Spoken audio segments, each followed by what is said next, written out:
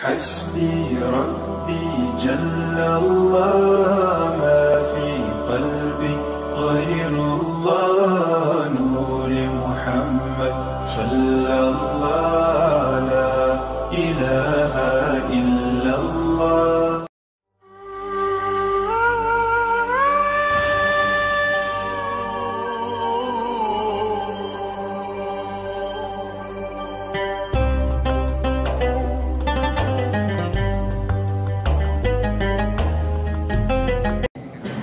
Bismillahirrahmanirrahim. Assalamualaikum warahmatullahi wabarakatuh. Waalaikumsalam warahmatullahi wabarakatuh. Innal hamdalillah nahmaduhu wa nasta'inuhu wa nastaghfiruh wa na'udzu billahi min shururi anfusina wa min sayyiati a'malina. Man yahdihillahu fala mudilla lahu wa man yudlil fala hadiya lahu. Asyhadu an la ilaha illallah wahdahu la syarika lah wa asyhadu anna Muhammadan abduhu wa rasuluhu la nabiyya ba'dahu. Allahumma shalli wa sallim wa barik ala sayyidina Muhammadin wa ala alihi wa ashabihi wa mawala. Amma ba'du. Bapak Ibu dan saudara-saudara, alhamdulillah selalu kita bersyukur kepada Allah Taala atas semua nikmat yang sudah Allah limpahkan kepada kita, khusus nikmat iman, nikmat Islam, nikmat ihsan. Dan alhamdulillah baru saja kita diberikan kemampuan oleh Allah Taala untuk bisa melaksanakan salat maghrib berjamaah. Kita berharap kepada Allah Taala ketaatan kita ini terus Allah istiqomahkan sampai Allah mencabut nyawa kita. Hadirin, salat dan salam kita aturkan kepada junjungan alam terhadap umat Nabi Allah Muhammad sallallahu alaihi wasallam. Hadirin jemaah berjamaah salat maghrib yang dirahmati Allah Taala. Saya akan beritahukan dulu bahwa bulan ini silaturahim subuh atau subuh putih yang nanti di Sumber Batu insyaallah akan dilaksanakan pada hari Ahad besok tanggal 16 Oktober di Masjid Raya Al-Mustaqim. Di Masjid Raya Al-Mustaqim, dan insyaallah yang akan memberikan mau'izah subuh yaitu Kiai Haji Dr. Agus Setiawan LCMA. Ustaz Agus Setiawan insyaallah yang akan memberikan mau'izah subuh besok hari Ahad di acara subuh putih atau silaturahim subuh di Masjid Raya Al-Mustaqim. Dapat perjamaahnya, dapat silaturahimnya, dapat ilmunya, dapat salam nabinya, dapat bertanya. Kalau datang pasti, kalau kata orang siapa, menang banyak. Kalau nggak datang, kalahnya banyak. Jadi bisa sholat subuhnya berjamaah di Al-Qur'an, habis itu jalan sana niatin untuk ta'liman salat fardhu jalatan sufi ilman sahhalallahu tariqan ilal jannah. Jadi siapa saja yang bersusah-susah payah jalan kaki atau berjalan untuk mencari satu ilmu, sahhalallahu tariqan ilal jannah, Allah akan memudahkan jalannya menuju surga Allah Taala. Man kharaja fi talabil ilmi wa huwa fi sabilillah hatta yarha. Akan orang yang keluar untuk menuntut ilmu, maka selama dia di luar untuk menuntut ilmu itu, dia berada di jalan Allah sampai dia pulang. Bapak Ibu yang dirahmati Allah, baik, kita lanjutkan tentang tuntunan berselawat kepada Nabi Muhammad Sallallahu Alaihi Wasallam. Bapak Ibu yang dirahmati Allah, kemarin kalau kita mengucapkan Allahumma sholli ala Muhammad, artinya apa? Kalau kita mengucapkan Allahumma sholli ala Muhammad, artinya maknanya ya Allah berikanlah salawat kepada Nabi Muhammad, artinya. Kalau maknanya ya Allah sanjunglah, sebutlah ya keagungan sifat kemuliaan Nabi Muhammad SAW ya, di hadapan al-mala'ul a'al-qarbi, di hadapan para malaikat-malaikatnya yang berada di sisi Allah Taala. Itu apa namanya makna dari berselawat kepada Nabi Muhammad SAW.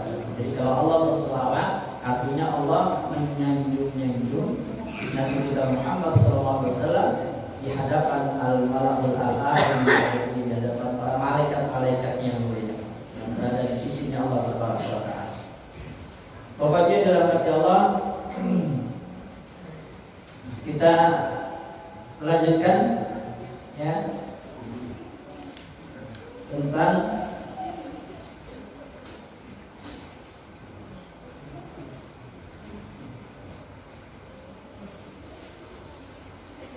salawat kepada Nabi Muhammad SAW.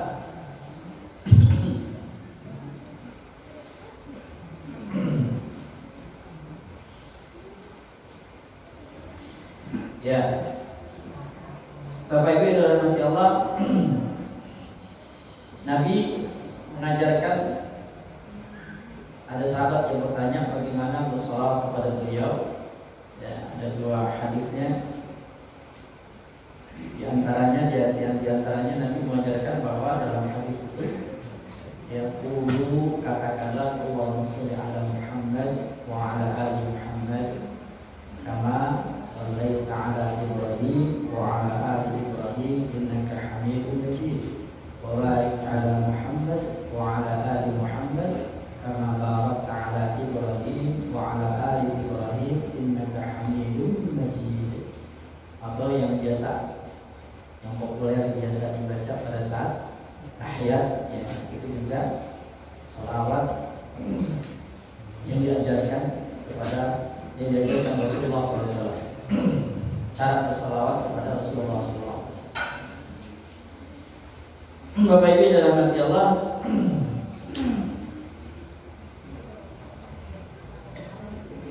jadi kalau salawat ya tadi adalah kalimat sallu alaihi di situ bermakna berdoalah kalian agar Nabi kita Muhammad SAW disanjung oleh Allah di kalangan para malaikatnya al-marhumah. Adapun wasallimu taslima ini bermakna berdoalah kalian kepada Allah agar Allah memberikan keselamatan kepada Nabi SAW dengan keselamatan yang sempurna di masa hidupnya dari kebinasaan-kebinasaan yang menimpa fisik lahir atau kebinasaan-kebinasaan batin yang bersifat maknawi. Juga semoga Allah Taala memberikan keselamatan kepada Rasulullah SAW yang sempurna ya, sepeninggal beliau dari kebinasaan yang maknawi dalam arti bahwa syariatnya pada saat kita mengucapkan Allahumma sholli wa sallim ala Muhammad SAW, berarti kita juga minta kepada Allah agar Allah menyelamatkan beliau dari kebinasaan setelah sepeninggal Rasulullah SAW, dengan Allah menyelamatkan syariat yang diajarkan Nabi kita Muhammad SAW, termasuk juga Allah menyelamatkan jasad Nabi kita Muhammad SAW dalam kuburnya. Bapak Ibu dalam hati Allah, jadi semasa hidup bahkan sepeninggal Nabi, pada saat kita mengucapkan wasallim ala sayyidina Muhammad. Kita minta agar Allah Taala menyelamatkan beliau, fisiknya, batinnya, bahkan sepeninggal beliau, ya, jasadnya yang berada di kubur, juga ajaran-ajarannya, sunnah-sunnahnya, ya, tetap diselamatkan oleh Allah Taala. Ada satu kisah terkenal, tapi nggak disebutkan, ya, apa namanya, nama-namanya. Ada dua pemuda yang menggali terowongan. Ada dua pemuda, bukan penduduk Madinah, dia datang ke Madinah, lalu dia menggali terowongan. Sudah sampai ke makam Rasulullah SAW, ya, pengen ngambil jasad Nabi Muhammad SAW, nggak jadi, lalu nungguin, ya. Namun sebelumnya ada seorang raja, tapi nggak disebutkan, ya, di zaman apa, raja ini siapa, nggak disebutkan. Yang jelas tinggal Nabi SAW. Raja ini bermimpi ada dua orang pemuda yang sedang menggali terowongan untuk mengambil jasad Nabi Muhammad SAW. Maka raja ini pun datang ke Madinah, lalu meminta kepada gubernur Madinah, dan ini juga tadi disebutkan, ya, saya nyari-nyari sumbernya nggak dapat juga, tapi memang kisah ini terkenal di Madinah, di Mekah dan Madinah. Raja ini datang ke Madinah, lalu menyuruh gubernur Madinah mengundang seluruh penduduk Madinah. Diundang seluruh penduduk Madinah untuk datang berkumpul, akan dikasih makan, dijamu oleh raja. Datang tuh, lalu raja memperhatikan satu-satu yang pemuda-pemuda yang dia diperlihatkan dalam mimpinya, pemuda yang menggali terowongan itu, tapi nggak ketemu. Yang kedua kalinya diundang, nggak ketemu. Sampai ketiga kalinya diundang untuk penduduk Madinah, nggak datang juga. Ya, maksudnya nggak ketemu juga dia datang. Akhirnya jadi bilang kepada penduduk, kepada gubernur Madinah, ini semuanya udah hadir semua, udah. Tapi emang ada nih, ada dua orang anak muda di masjid, dia kagak mau datang di sini. Nggak mau datang ke istana gubernur Madinah itu.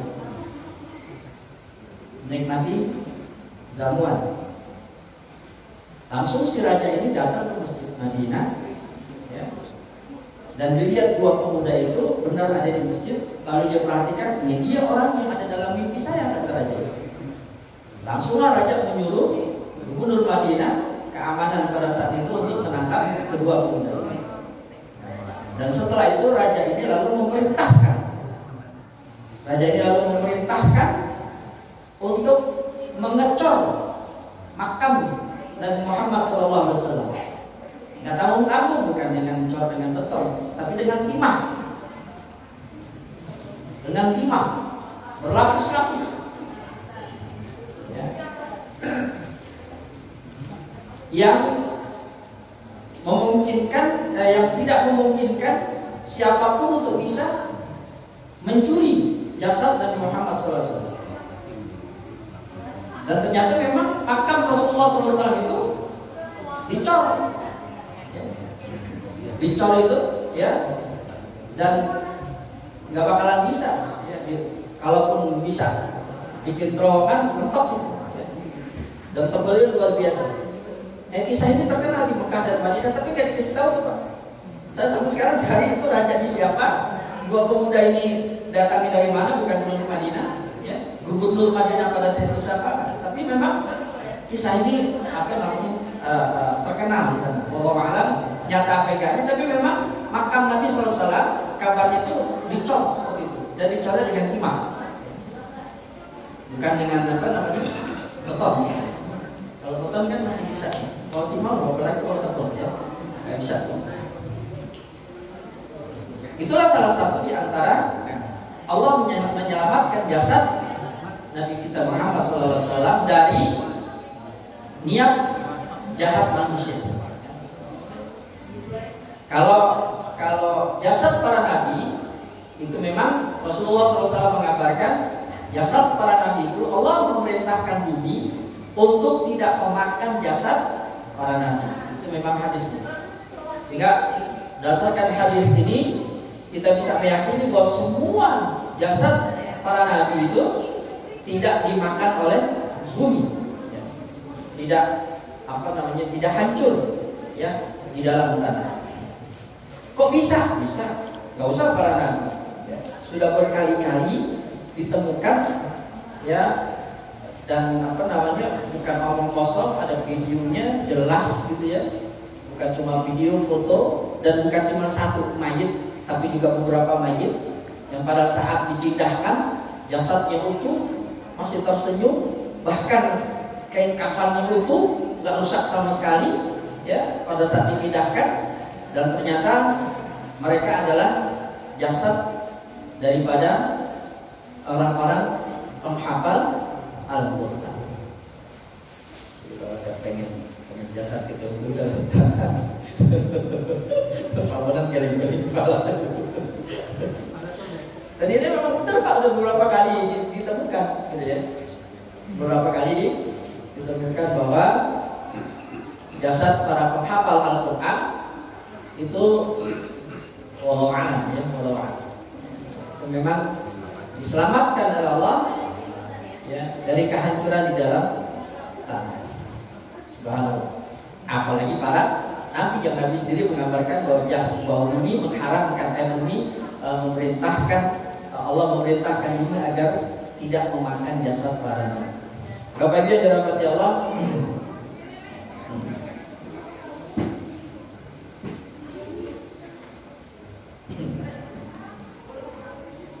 kita kembali lagi. Jadi kalau ada seorang muslim yang mengucapkan Allahumma sholli wa sallim ala Muhammad, maka artinya selamatkanlah Nabi kita Muhammad SAW dari kebinasaan jasad beliau, baik ketika beliau hidup maupun sepeninggalnya. Selamatkan pula syariatnya agar tidak ada seorang pun yang menghapus, memusnahkan atau memusuhinya. Selamatkan pula Nabi SAW dari setiap bencana di hari berkumpulnya, yaitu pada hari kiamat. Itulah kenapa setiap Nabi nanti pada hari kiamat, semua Nabi pada hari kiamat, kata Rasulullah SAW, doanya adalah Allahumma sallim, Allahumma sallim, Allahumma sallim. Ya Allah selamatkanlah, ya Allah selamatkanlah, ya Allah selamatkanlah. Itu doanya para Nabi nanti pada hari ya. Bapak Ibu yang dirahmati Allah. Nah sekarang, bolehkah mengucapkan selawat kepada selain Nabi? Atau mengucapkan selawat kepada selain Nabi Muhammad SAW? Maksudnya selawat kepada Nabi ya, Nabi selain Nabi Muhammad SAW. Termasuk juga berselawat kepada selain Nabi Muhammad SAW, selain para nabi-nabi. Boleh enggak? Bapak Ibu yang dirahmati Allah, boleh enggak misalnya kita mengucapkan Allahumma sholli ala Anwari misalnya, Allahumma sholli ala Hadis Supono misalnya, Pak Bonar misalnya, Allahumma sholli ala Bonar Supriyadi kan gitu ya. Bapak Ibu yang dirahmati Allah, ada dua nih ya, ada dua. Jika selawat itu disebutkan setelah selawat kepada Nabi SAW, maksudnya mengikuti selawat kepada Nabi SAW, maka itu nggak apa-apa. Allahumma sholli ala Muhammad wa ala ali Muhammad. Allahumma sholli ala Muhammad wa ala ali Muhammad. Nah ini juga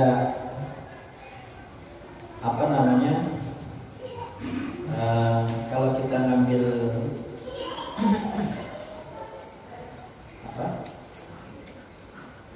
dasar ya, kayak misalnya apa ya, ada orang datang ke kita misalnya, ya, dia ingin mengeluarkan zakat, ya, dia ingin mengeluarkan zakat, maka itu dibolehkan tuh, ya. Jadi ini karena ada sebab, ya. Kalau yang tadi mengikuti setelah Nabi lalu mengikuti Allah Muhammad wa ala ali Muhammad. Nah, kalau yang kedua ini kalau ada sebab, misalnya ada orang mau bayar zakat, ya. Jadi kalau misalnya ada apa mau misalnya, ya, zakat ke saya, ya, saya terima, lalu saya mengucapkan Allahumma sholli ala Sultan. Ya, itu boleh. Dasarnya adalah surat 9 surat At-Taubah ayat 103. Khudh min amwalihim shadaqatan tutahhiruhum wa tuzakkihim biha wa sholli alaihim. Ini boleh, ya. Kalau ada orang bayar zakat,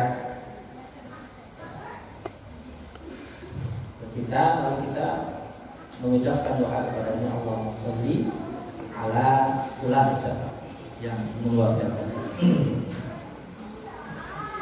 Abdullah bin Abi Aufa berkata, aku datang membawa sedekahku. Atau ia berkata, bapakku datang kepada Nabi SAW. Lalu Nabi SAW bersabda, Allahumma sholli ala ali Abi Aufa.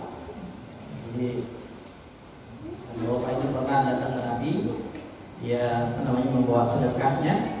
Lalu Nabi mendoakan dengan Allahumma sholli ala ali Abi Aufa, ya. Jadi maksudnya sholli di sini bermakna agar Allah membersihkan, ya, membersihkan orang yang bersedekah itu dari kekikiran, dari cinta yang berlebihan terhadap harta benda, ya. Dan minta agar juga Allah menyuburkan, ya, sifat-sifat kebaikan dalam hati orang yang bersedekah itu, ya, lalu mengembangkan menjadi banyak, berlipat-lipat hartanya karena bersedekah. Maknanya luar biasa, ya. Jadi ucapan Allahumma sholli ala siapa yang bersedekah, maknanya luar biasa. Bapak Ibu yang dalam hati Allah, termasuk juga nggak mengapa jika kita mengucapkan Allahumma sholli ala Abi Bakar, Allahumma sholli ala Umar bin Khattab, Allahumma sholli ala Utsman bin Affan, Allahumma sholli ala Ali bin Abi Thalib, boleh. Tapi syaratnya, ya, syaratnya nggak boleh dijadikan syiar, ya. Maksudnya gini, setiap mendengar nama Abu Bakar Siddiq, Allahumma sholli ala, Allahumma sholli alaihi, nggak boleh. Itu namanya melebihi, menyamai Nabi SAW. Karena yang berhak, ya, disyiarkan adalah Nabi SAW. Kalau disebut nama Muhammad Sallallahu Alaihi Wasallam. Tapi jangan lalu kalau cuma sekedarnya aja, kapan-kapan misalnya sekali-sekali atau itu boleh. Allahumma sholli ala Abi Bakar, Allahumma sholli ala Umar bin Khattab, boleh sekali-sekali. Tapi jangan dijadikan syiar sebagaimana Nabi Sallallahu Alaihi Wasallam. Wallahu a'lam bishawab. Bapak Ibu dalam hati Allah, baik. Diriwayatkan dari Abu Mas'ud Al-Badri radhiyallahu anhu, dia berkata Rasulullah SAW datang kepada kami ketika kami sedang berada di Masjid Sa'ad bin Ubadah radhiyallahu anhu. Bashir bin Sa'ad bertanya kepada Nabi SAW, Allah telah memerintahkan kami untuk membaca salawat kepadamu, wahai Rasulullah SAW. Bagaimana cara kami bersalawat kepadamu? Rasulullah SAW diam hingga kami berangan-angan. Seandainya saja kami tidak menanyakan hal itu kepada beliau sallallahu alaihi wasallam, berarti kan agak lama, ya Pak. Tidak ada sahabat nanya, ya Rasul, bagaimana kami bersalawat kepadamu? Nabi diam, agak lama. Bisa jadi turun wahyu kepada Rasulullah sallallahu alaihi wasallam. Makanya apa yang diucapkan Nabi, in huwa illa wahyu. Jadi apa yang diucapkan Nabi itu itu bukan datang dari hawa nafsu Nabi, tapi ada bimbingan wahyu dari Allah Taala. Jadi nggak main-main. Makanya kalau ada hadis-hadis Nabi SAW, ya, maka itu harus disikapi dengan bahwa itu adalah juga perkataan wahyu dari Allah Taala. Gitu ya. Jadi apa namanya? Oleh karenanya Bapak Ibu yang dirahmati Allah, kalau kita belajar hadis, kalau kita belajar, jadi maksudnya gini, jangan cuma juga tahu tentang Quran, ngapalin Quran, tapi juga usahakan juga ngapalin hadis, ya, menghafalkan hadis-hadis Nabi SAW. Dengan menghafalkan hadis-hadis Nabi, berarti kita juga menghidupkan sunnah Rasulullah SAW. Juga kita menghafal, karena hadis Nabi itu juga adalah wahyu dari Allah Taala. Makanya alhamdulillah di TKTP Al-Quran itu, ya, mereka itu setiap semester 10 hadis, ya. Setiap semester 10 hadis, mereka harus hafal. Kalau udah hafal hadis 1 sampai hadis 10, udah hafal hadis 10, nanti murojaah, hafalin dari 1, 2, begitu murojaah. Jadi kayak Quran, murojaah, hadis bukan murojaah. Misalnya kalau nggak murojaah, malah lebih susah murojaah hadis daripada Al-Quran. Iya. Kalau Al-Quran kan murojaahnya bisa sambil sholat sunnah misalnya, kita murojaah misalnya. Tapi kalau hadis juga bisa. Ya. Alhamdulillah subhanallah. Sampai anak TK itu udah sampai ada yang hafal hadis yang 10, ya. Subhanallah. Subhanallah. Jadi apa namanya? Cakep, ya. Jangan sampai lah kita kalah sama anak-anak TK kan gitu ya. Mereka hafal hadis-hadis. Memang dari yang kadang-kadang ada panjangan lagi gitu misalnya. Ya. Bapak Ibu dirahmati Allah. Kemudian Rasulullah SAW bersabda, ini pertanyaan dari sahabat bagaimana berselawat kepada Nabi SAW. Qulu, katakanlah kata Nabi, ya. Allahumma shalli ala Muhammad wa ala ali Muhammad kama shallaita ala Ibrahim wa ala ali Ibrahim wa barik ala Muhammad wa ala ali Muhammad kama barakta ala Ibrahim wa ala ali Ibrahim fil alamin innaka Hamidum Majid. Atau katakan fil alamin innaka Hamidum Majid, ya. Jadi itu bacaan salawat kepada Nabi sallallahu alaihi wasallam. Wassalam kama qad alimta. Sedangkan salam kata Nabi, ya, sesungguhnya apa namanya? Kalian sudah mengetahui bagaimana salam kepada Rasulullah sallallahu alaihi wasallam. Bapak Ibu dirahmati Allah. Dalam riwayat Musa bin Talha dari ayahnya, dia berkata, kami berkata, wahai Rasulullah sallallahu alaihi wasallam, bagaimana bersalawat kepadamu? Maka Rasulullah SAW menjawab, Allahumma salli ala Muhammad wa ala ali Muhammad kama sallaita ala Ibrahim wa ala ali Ibrahim wa barik ala Muhammad wa ala ali Muhammad kama barakta ala Ibrahim wa ala ali Ibrahim innaka Hamidum Majid. Bapak Ibu dirahmati Allah, ada yang bertanya, bagaimana kalau misalnya ditambahin Sayyidina? Sampai saat ini sih saya pribadi belum ketemu ada hadis, maksudnya perkataan Nabi bersalawat kepada Nabi yang Nabi di situ menambahkan dengan kata-kata sampai sekarang. Tapi para ulama, ya, beberapa ulama itu membolehkan menambahkan dengan Sayyidina. Tapi anehnya nih kalau anak-anak nih, nggak tahu kalau bapak. Kalau anak-anak nih, ya, kalau lagi apa namanya dites baca salawat, Allahumma shalli ala Sayyidina Muhammad wa ala ali Sayyidina Muhammad kama shallaita ala Ibrahim wa ala ali Ibrahim. Ibrahim ini nggak pakai Sayyidina. Jadi kalau mau pakai Sayyidina, Ibrahim juga pakai Sayyidina, gitu ya. Jadi jangan Muhammadnya doang, tapi Sayyidina apa pakai Sayyidina, Ibrahimnya juga. Nah, kalau anak-anak begitu. Kita bukan anak-anak lagi, kita udah bawa bapak. Jadi kalau pakai Sayyidina semuanya pakai Sayyidina. Atau enggak? Kalau enggak pakai Sayyidina, artinya kita ngikutin apa yang Nabi SAW ajarkan di dalam hadis, ya, baik hadis yang diriwayatkan dari Musa bin Talhah, ya, dari ayahnya, atau hadis Abu Mas'ud Al-Badri, ya. Bapak Ibu dalam hati Allah, dua hadis tadi menjelaskan tata cara salawat kepada Nabi SAW. Para sahabat radhiyallahu anhum bertanya kepada Nabi SAW mengenai tata cara salawat kepada beliau SAW. Adapun tata cara membaca salawat dan membaca salam telah Rasulullah SAW ajarkan kepada mereka. Bacaan salam yang diajarkan oleh Nabi SAW adalah Assalamualaikum ayyuhan nabi wa rahmatullah wa barakatuh. Itu salam kepada Nabi SAW, ya.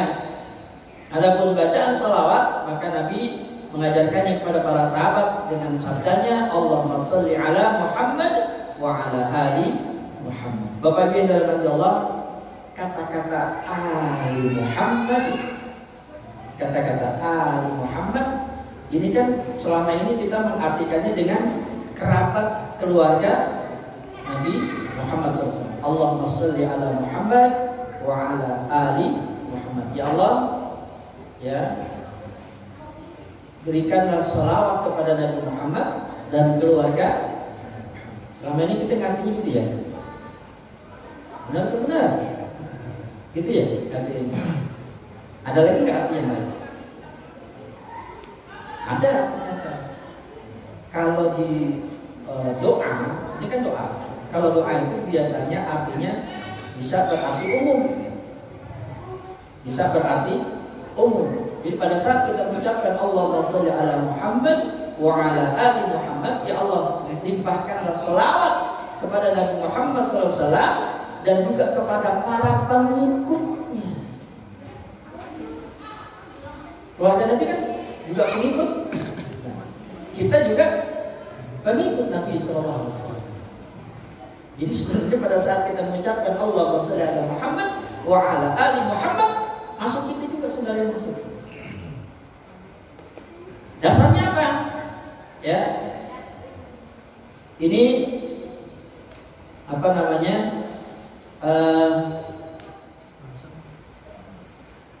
Pada saat siapa namanya?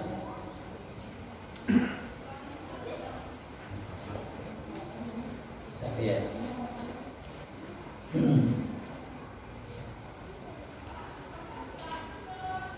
Di Quran surat 40, surat Al-Mu'min.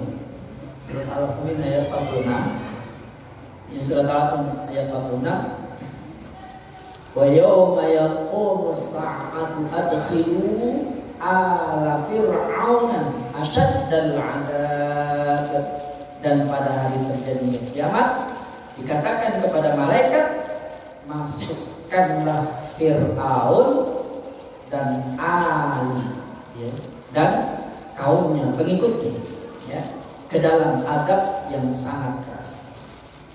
Jadi nanti Pak, yang pertama kali masuk neraka itu Fir'aun, pengikut-pengikut. Jadi kata Ali itu juga bermakna pengikut, pengikut-pengikut.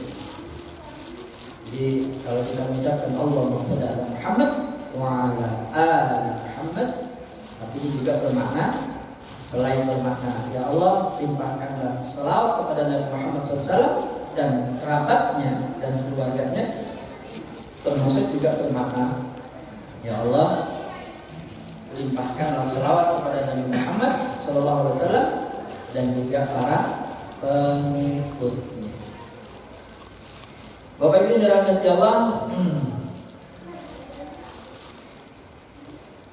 adapun makna kama sholaita ala Ibrahim wa ala Ibrahim kama barakta ala Ibrahim wa ala Ibrahim, ya, ini bermakna apa namanya?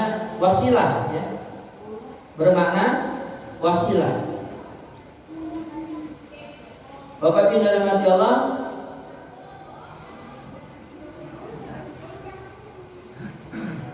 ini saya apa namanya?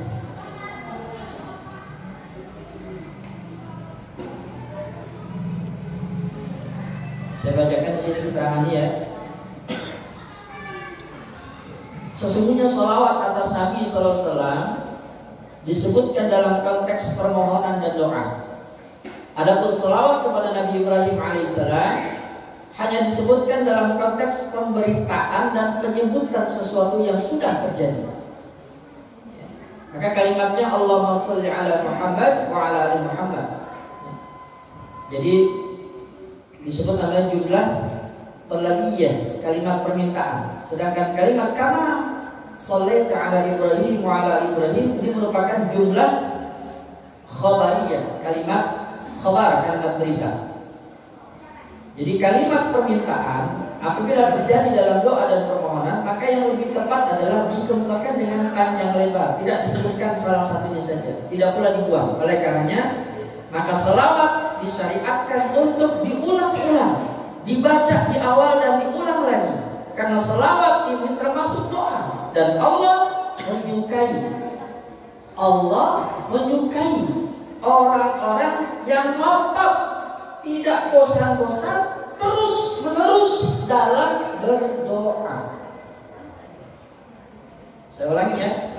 Allah sangat menyukai orang-orang yang ngotot, enggak bosan, terus-menerus berdoa kepada Allah Taala.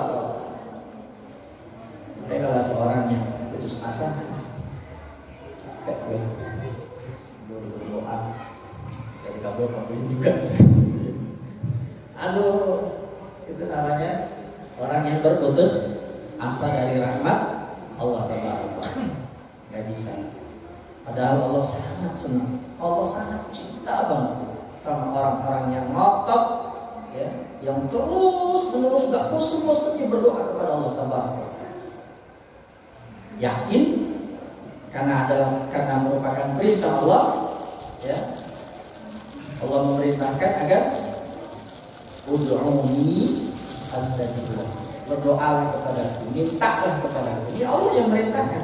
Astajib lakum, pasti aku kabulkan. Makanya Nabi mengatakan doa kita itu pasti dikabulkan melalui 3 cara.